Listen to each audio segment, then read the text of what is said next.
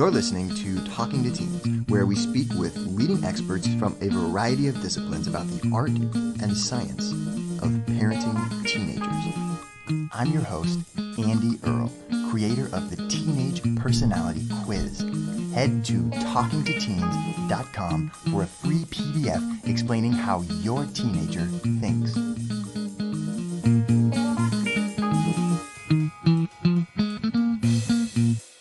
We are here today with Christine Coe. She is the author of the book Minimalist Parenting, the founder of Boston Mamas, and the designer behind Posh Peacock. She also is a strategist for women online, and she wrote this book, and she also hosts now a podcast called the Edit Your Life podcast. Really excited to talk to her today about strategies from her book, Minimalist Parenting. Christine, thank you so much for coming on the show to talk about it all with us today. I just think a great place to start is how I found out about you was from your book, Minimalist Parenting, Enjoy Modern Family Life More by Doing Less. And I thought it was just such an interesting concept for a parenting book to take like kind of the minimalist approach to parenting. And so I was really curious, what was it, that kind of propelled you into saying, hey, we need a book on minimalist parenting? Well, so like many things, I get ideas on airplanes, and I had been at a conference where I had been talking about this kind of do less approach to life. And, let's be honest, I'm somebody who does a lot. Right now I have 5 businesses I touch every day. I love projects. I love doing things. Whoa. I know it's a lot. It's pretty extra. So to back up, I used to be a music and brain neuroscientist. I left academia in 2007. And I had started my blog, Boston Mamas, in 2006. Because I kind of felt like there was a hole in the sort of lifestyle editorial space in Boston. And I'd had a lot of moments in parenting where I just felt like, why is this so hard? Why is there so much pressure? Why are there so many shoulds? And anytime I sort of wrote about something related to that, I would get almost all of these like, oh my gosh, I'm feeling that too. These kind of whispers from other people feeling like also questioning, right? And so, I had met Asha Dornfest, my co-author, and she's also my podcast co-host. And we had met, and we have sort of similar philosophies. And she had done the same thing, or was experiencing the same thing, where anytime she talked about kind of like, marching to the beat of your own drummer as a parent and like really standing up for the values that you believe in, people would respond to it. And so I said, let's write this book together. I have it. I bought the domain already. Let's just do it.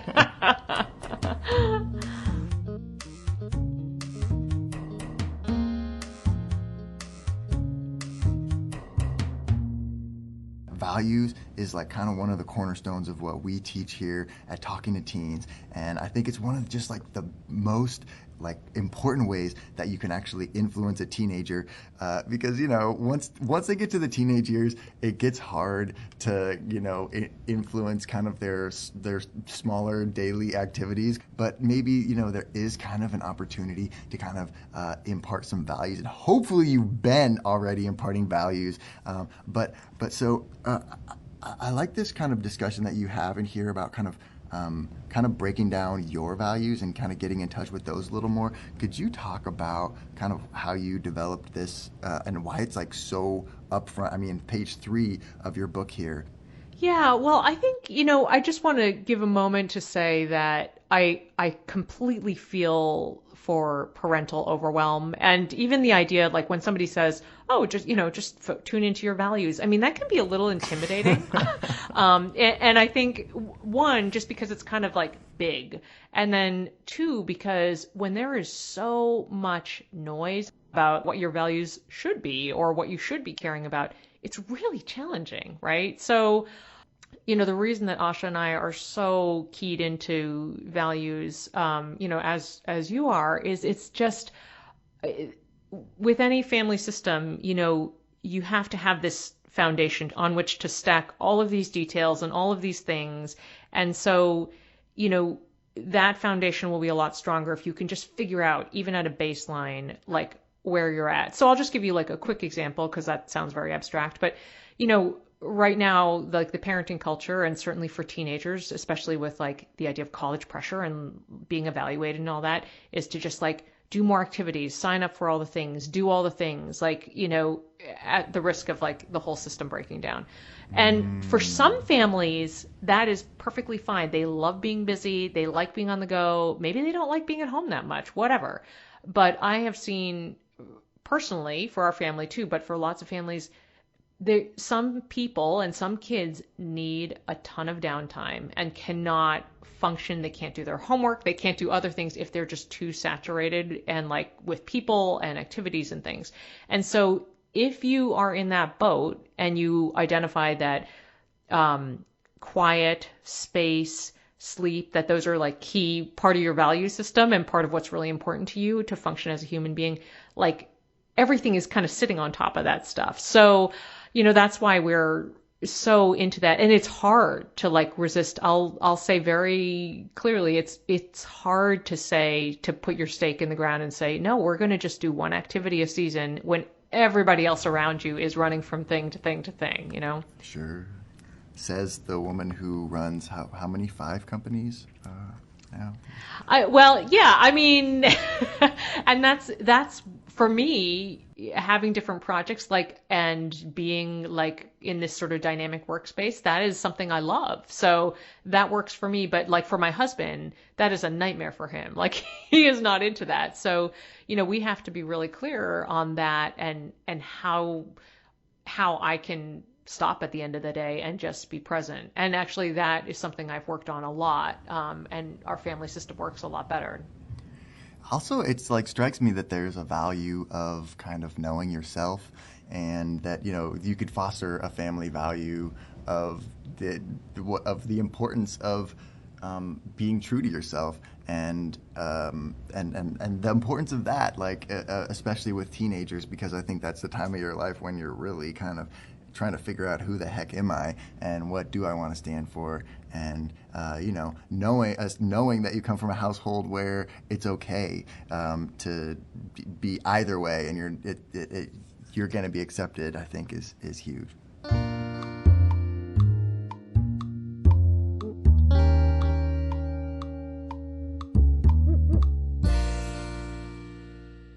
So can you talk about the more and less list, and why would you create one of these as a parent, and what would be the benefits of doing that, and how the heck would you do it?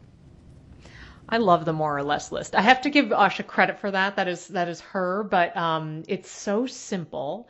And so a couple things. One, the more and less list is just as simple as it sounds. It is literally like whether you're doing it on a scrap of paper, in a journal, or in a Google Doc, like make 2 columns, you know, just draw a line down the center, and on one side is more and on the other side is less.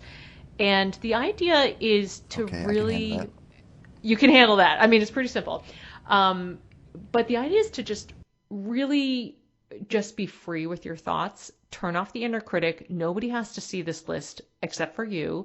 And to jot down like what you want more of in life and what you want less. I mean, for a lot of people, it's less running around. It's less stress. It's, you know, more fun, more travel, more time to myself, any of those things. Because, you know, and turning off the inner critic is a really big part of this, and not overthinking it too much, because the idea is to just get down those thoughts, because once you have those down on paper, then the next step would be, okay, how do we figure out, and this is, you know, the big part of like minimalist parenting, is how do we figure out how to edit your life? And that's actually our podcast name now, in order to get rid of some of that stuff that's unnecessary, that you really can get rid of on that less list. And then how do you carve out instead the room, you know, for the good stuff, the stuff you want more of?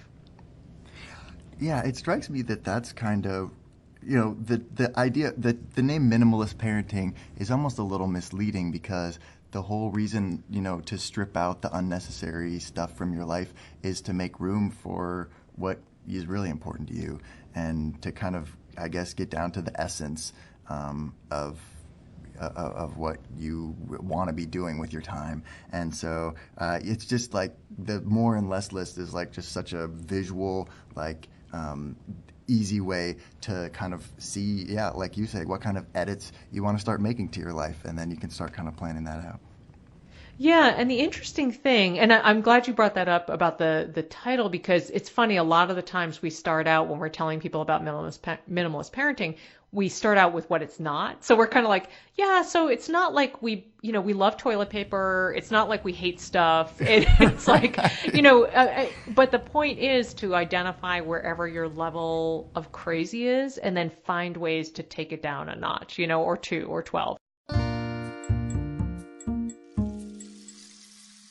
The other thing that I love about the more or less list, and just, kind of list making and thinking about what lights you up and what's dragging you down in general, is that sometimes, and I experienced this just last summer when I was struggling with some stuff, sometimes that exercise helps you realize that the stuff that you want more of is right in reach. It's actually right there. And so part of it is like, oh, I just need to devote a little more intention to this, or oh, I'm actually doing that thing already, and life is actually okay, and it's not as big a dumpster fire as I thought. So I think that's part of the exercise that I really love, and I think it can be a little comforting to people to realize that if they can make change, and they have the power to do that.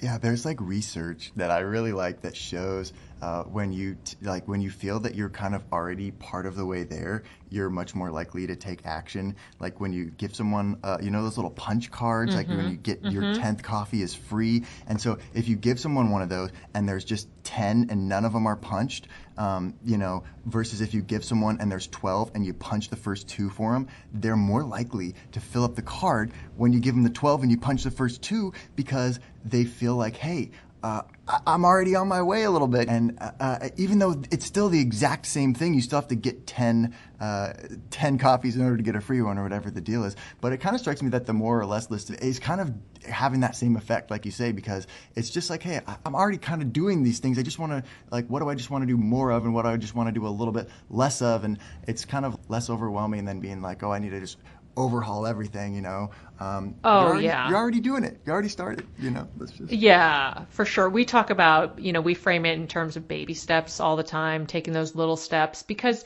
it is overwhelming, and it's just, it can't just put like overhaul my life, or like, making the task too big, or like, even if it's like clean the playroom, you got to start small and break it down, because you're more likely to tackle it if you can tackle the little steps and feel like you're actually making progress. I love the punch card. I'm going to like envision that, because that's like it's such a good example. Yeah, isn't it? I just feel that, and I feel that way in my life a lot. Like, oh man, if I can just kind of in my head somehow convince myself that I've started, create the Word document and just like, even if it's blank, save it somewhere or have it open on my thing. It's like, okay, I've started this project. It's like a subtle kind of like little Jedi mind trick a little bit, but for me, it makes me feel like I'm on my way.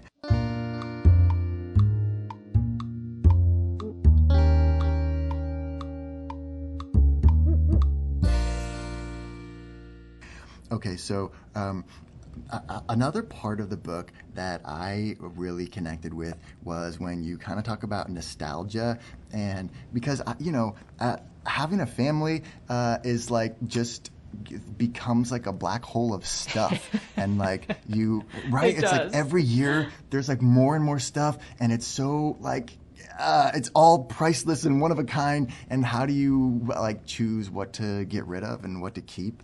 And you don't want to feel like a bad person almost sometimes getting rid of certain things, like, well, I can't get rid of this. It's like, so, oh wow, that thing, oh yeah, I remember that. But you guys have some really cool tips in here, and so I wonder if you could just talk a little bit about how you avoid the nostalgia stall out. Yeah, the stall out is real, and it is a long time thing because or like across the ages. I was just talking yesterday to a friend, and we were kind of commiserating about the challenge of moving like your parents, like if your parents are moving, and I was telling this person that I had to help my in-laws move, but I literally uttered the words, "You don't need this rusty can of rusty nails that's also filled with mouse poop." Like it's time to just let it go. But with kids, it's with kids stuff. I think there are a couple challenges. There's like the level of parent nostalgia about whatever the thing is in question. As you said, like everything feels like a masterpiece. I think then there's also the layer of like what kind of kid you have, and it's going to be more or less challenging depending on that. So like, for example, I have two daughters. My older daughter has always been very nostalgic, and like, even if it's a thing that she hasn't been using, she attaches meaning to it based on the person who gave it to her, right? So I'll say, okay, I think it's time to get rid of this because you have not used it ever. And she'll say, but so and so gave it to me, and that has meaning. And what if she asked me about it? I'm like, yeah, okay, I don't think that's going to happen. But whereas my other kid will do a cabinet clean out or something, and she'll be like, yeah, get rid of that, get rid of that. She doesn't care. She just doesn't care as much. So I think, there are a few like tactics one could take, I think, that have been helpful. I think, in the book, Asha describes like the idea of like having sort of a quarantine. I don't think she calls it quarantine, but like putting stuff in a bag or a bin, stowing it somewhere. And if nobody has mentioned it or asked for it in like 6 months or something, there's some statute of limitations that then you can get rid of it. Yeah. Yeah, I have found, I think limiting space is also crucial. So, like the endless artwork that comes home from school, each of my kids has one large cardboard box in the basement, which holds many, many years of things. But my thing is basically like, okay, if you fill up this box, then you got to get rid of something from the box. Like, this is all the space you get. And that has worked shockingly well. And then I actually am a fan of decluttering some of that stuff with your kids, because then it avoids the "you threw it out and you didn't tell me" situation, which is real if you have kids that have elephant memories. And also because with my kids, I've used it as a way to sort of, to kind of pay it forward and think about other kids. So it'll be like in framing it in terms of donation, like, let's get rid of these, these games or these puzzles or whatever. There are other kids that we could donate it to, and then they could have fun. And when you frame it, like it's also teaching the values of empathy, sort of looping back to that. And, opening up space so we tend to also do this before the holidays and before the birthday, a birthday. Those are good landmarks to kind of make room and make space, since they know there's probably other stuff coming in. And that, I think, can make it a little easier for kids too, because it is hard. Like, it's hard for them to let go of stuff. Absolutely. I think it's hard for anybody. And, they say, neurons that fire together, wire together. And I feel like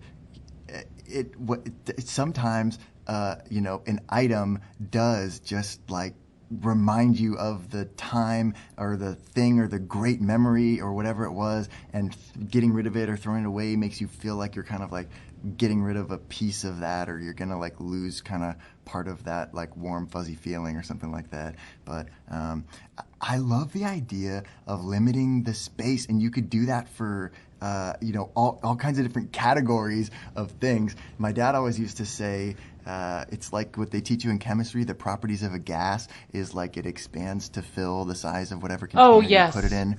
Yes. I feel that way with stuff, that like however much space you allow it to fill, it just kind of magically seems to just like keeps expand growing to fill the container, So I know.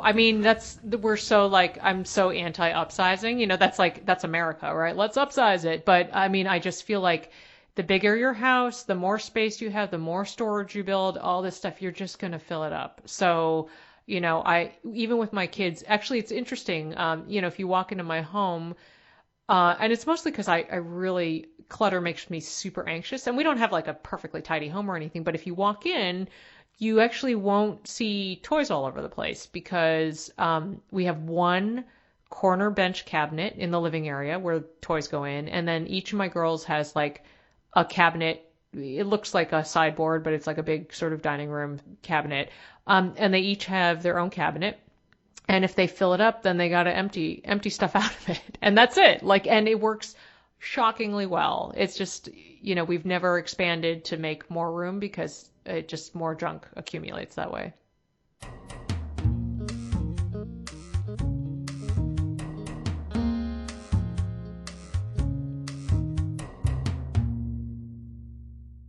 You have a chapter that I found really interesting in here about money management and how to teach kids about money management. And I was really interested to get your take on this, especially specifically for teenagers. Oh yeah. Yeah, I'm big into money management. Well, actually, and I'm not particularly a savvy, like, I don't consider myself, one of these people who knows all about investments or whatever, but I just mean at a basic level that one of the craziest things to me is that kids and teens do not get financial literacy, like education in school. Like I find that to be the most bananas thing in the world. Zero. Yeah. It is crazy. Yeah. So my sort of, top line recommendation, just for any parents, is that I think have kids do chores, not for money, but just because they're part of a family system. That's a question I get a lot.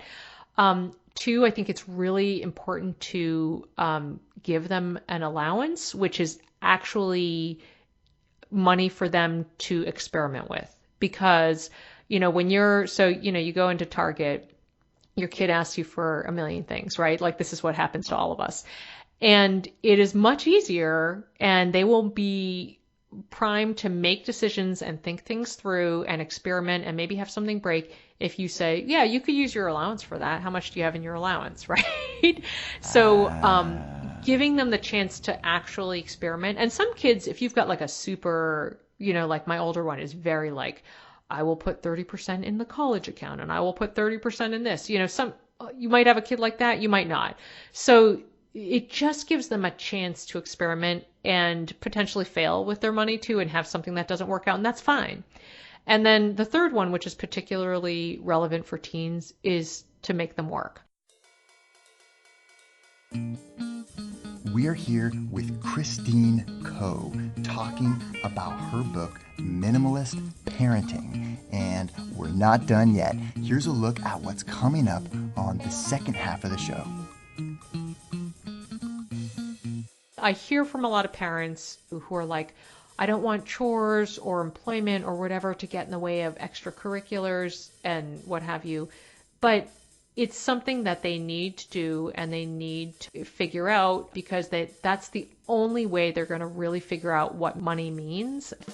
Every day the goal is to do one thing for your brain, one thing for your body, and one thing for the house.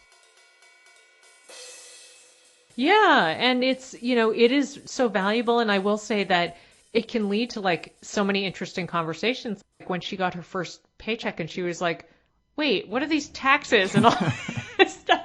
So I'm like, yeah, let's talk about that. So, which is great because, it does lead to bigger conversations about how all this operates and money and everything. So it really is great, and it's better for them to learn sort of the nuts and bolts of like going and getting a job and gaining some confidence like when they're teenagers than when they're like 20 something and they're supposed to do it for real, like full time.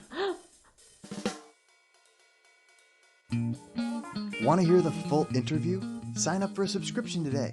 You get unlimited access to all the interviews I've conducted. It's completely affordable, and your subscription helps support the work we do here at Talking to Teens. Thanks for listening. I'll see you next time.